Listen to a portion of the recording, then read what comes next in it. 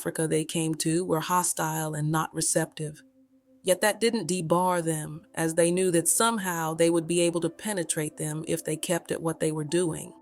However, they never stopped praying. Welcome to our channel, where we bring to you non-fictional stories that are laden with rich didactic lessons that you can draw on to deepen your relationship with mankind and the divine.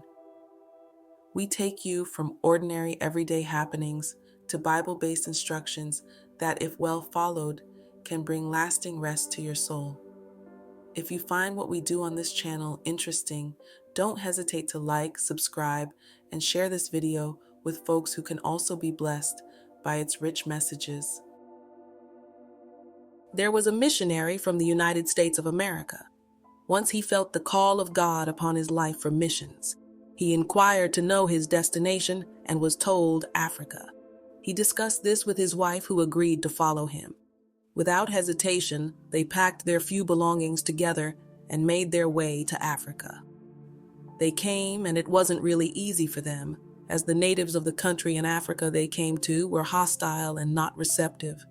Yet that didn't debar them, as they knew that somehow they would be able to penetrate them if they kept at what they were doing. However, they never stopped praying and believing in God for their salvation. True to their expectations, the natives responded to their messages by turning their lives over to God. This gave them the shoeing horn to keep at what they were doing. Before long, more and more natives came to accept Jesus. Seeing how they responded positively, they decided to establish churches in the country and stick around until they raised capable hands that would continue the work. This would engender continuity in the work. They labored hard and long and succeeded in their plight. With churches everywhere and capable hands to pastor them, their new role was to take the oversight over the various churches and to further ground them in the faith. They dedicated their lives to doing this. They came when they were very young and never left until they became very old. Seeing the fruits of their labors and the fact that they were now men on ground to man the work in their absence. Also realizing how old they have become, lacking in strength to move about, they decided to return home to their land of nativity. Coincidentally, the same day they chose to return, the then President of the United States made a short trip outside the country and was also returning home.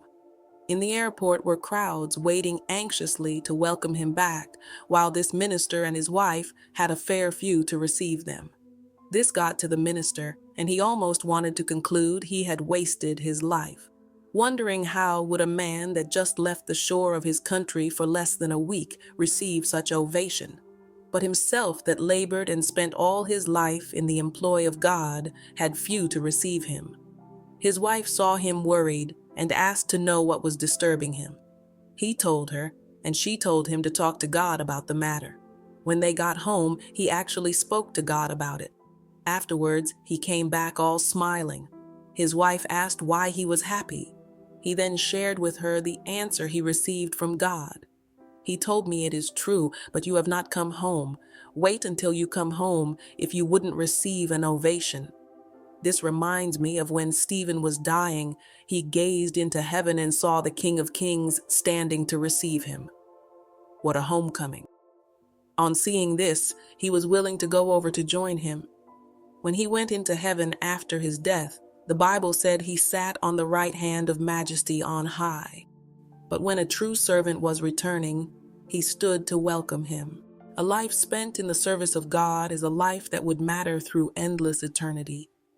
I would tie it up with this thought: they that be wise shall shine as the brightness of the firmament, but that turn many unto righteousness as the stars forever and ever.